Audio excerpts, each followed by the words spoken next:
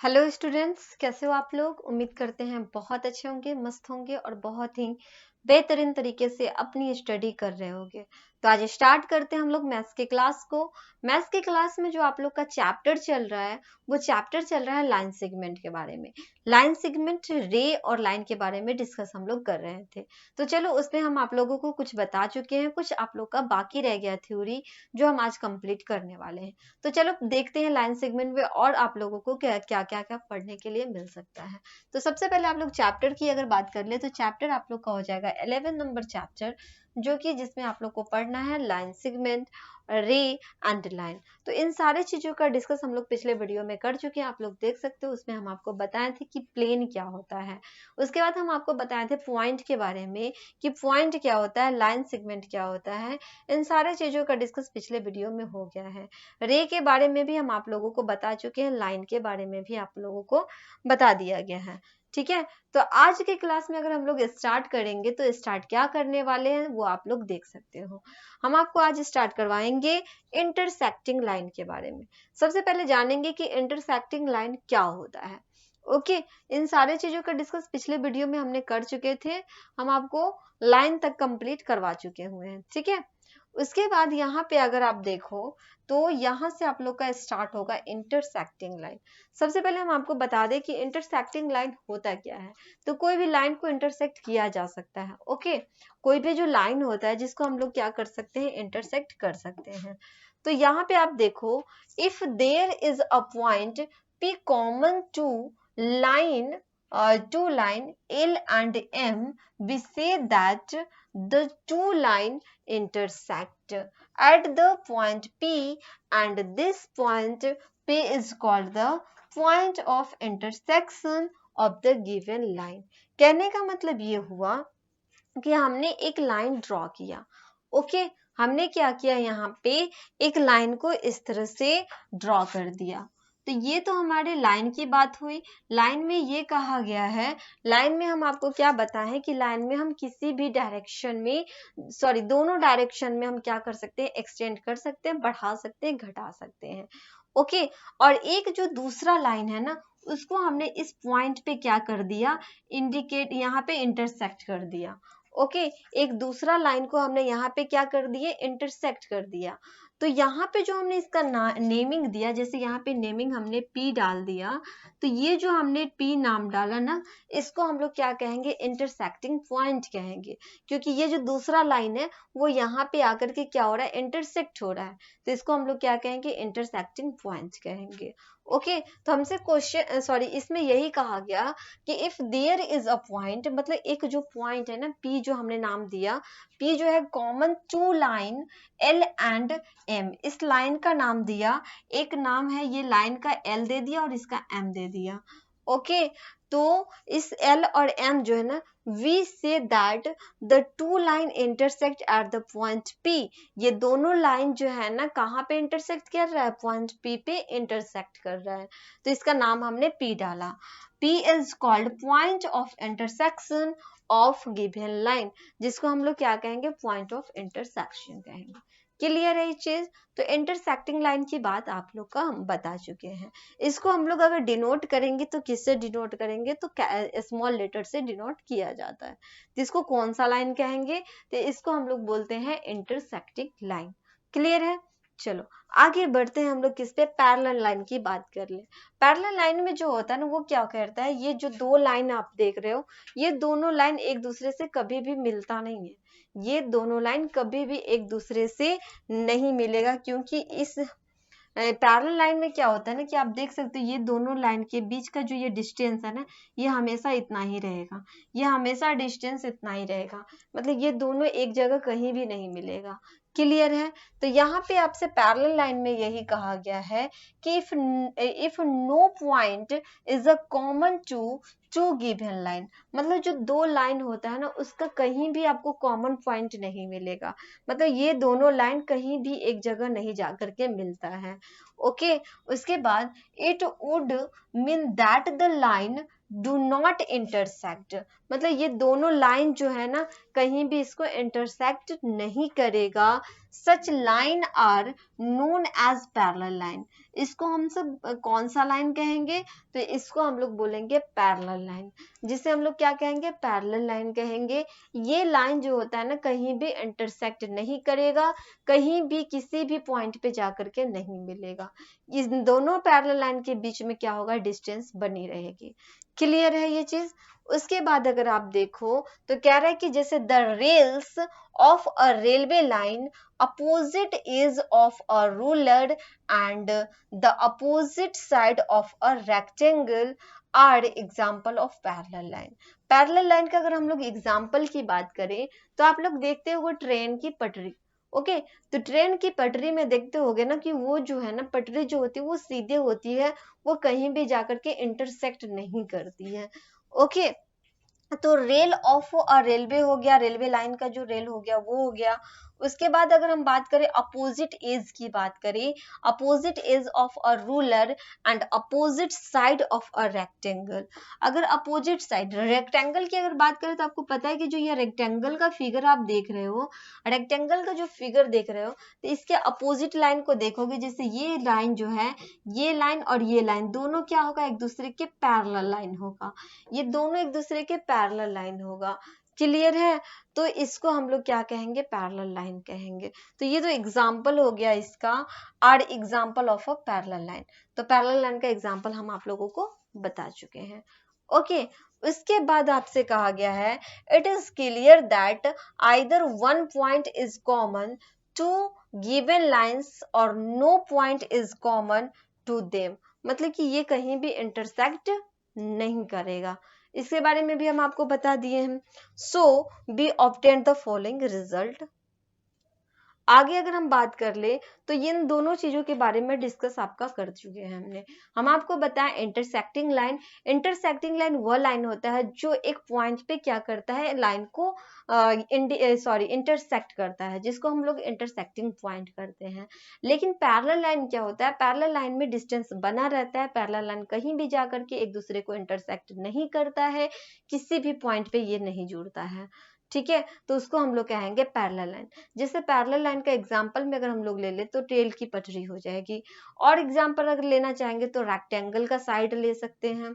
Okay जो opposite side होगा उसको ले सकते हैं एग्जांपल के लिए। अगर बात करें कंकरेंट लाइन क्या होता है, अगर हम लोग आ जाए अब किस पे, कंकरेंट लाइन पे। कंकरेंट लाइन क्या होता है, तो इसमें क्या होता है, थ्री और more line in a plane are said to be concurrent if all of them pass through the same point and this point is called point of concurrence of the given line। कहने का मतलब वो हुआ कि concurrent line जो होता है क्या होता है, concurrent line का मतलब होता है कि एक जो point होता है ना, एक point से बहुत सारे line को किया जाता है, यहाँ से गुजारा जाता है, यहाँ से पास किया जाता है। ठीक है, एक पॉइंट से बहुत सारे लाइन को जब आप यहाँ पे आप क्या करोगे, पास करोगे ना, तब जाकर के उसको हम लोग कहेंगे कंकूरेंट लाइन। कौन सा कहेंगे, कंकूरेंट लाइन। थ्री से ज्यादा होना चाहिए, या तो थ्री लाइन होना चाहिए या तो थ्री से ज्यादा होना चाहिए। तो वही बात कहा कि थ्री और more line in a plane are said to be concurrent if all of them pass through the same point, मतलब सेम पॉइंट से उसको क्या करोगे, आप पास करोगे, जिसको हम लोग कहेंगे पॉइंट ऑफ कॉन्कुरेंट। ओके इसको हम लोग क्या कहेंगे, पॉइंट ऑफ कॉन्कुरेंट कहेंगे। अगर नाम भी अगर आप देना चाहोगे तो इसका नाम दे सकते हो, जो भी नाम दे सकते हो, ए बी से लेकर के, ए से लेकर जेड तक जो भी नामिंग यहाँ पे करना आप कर सकते हो। क्लियर है, ओके तो ये था आप लोग का कॉन्कुरेंट लाइन।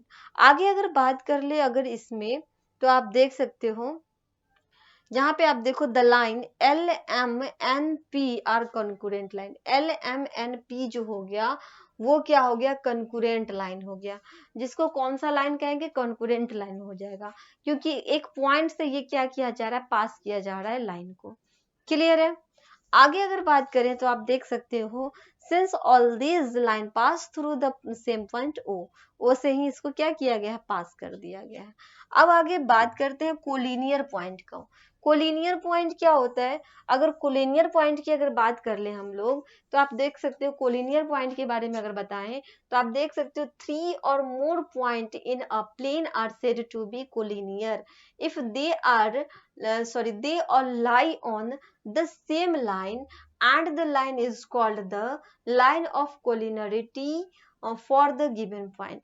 कहने का मतलब ये कि कोलिनियर पॉइंट उसको कहेंगे जिसमें एक लाइन में बहुत सारे पॉइंट हो।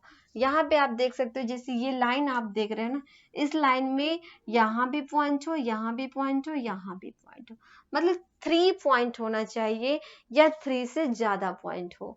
3 पॉइंट हो या 3 से ज्यादा पॉइंट हो, इसको हम लोग कहेंगे कोलिनियर पॉइंट। जैसे यहाँ पे हमने पॉइंट डाला, पॉइंट ए बी और ये हो गया सी, इसको कौन सा पॉइंट कहेंगे? यहाँ पे एक लाइन में हमें 3 पॉइंट दिख रहा है, जिसको हम लोग क्या कहेंगे? कोलिनियर पॉइंट कहेंगे। कोलिनियर पॉइंट उस पॉइंट को कहते हैं जिसमें 3 या 3 से ज्यादा पॉइंट हो, जिसमें 3 या 3 से ज्यादा पॉइंट हो, ठीक है। 3 और more point in a plane are said to be collinear point if they all lie on the same line, उसी लाइन से गुजरना चाहिए। This line is called line of collinearity।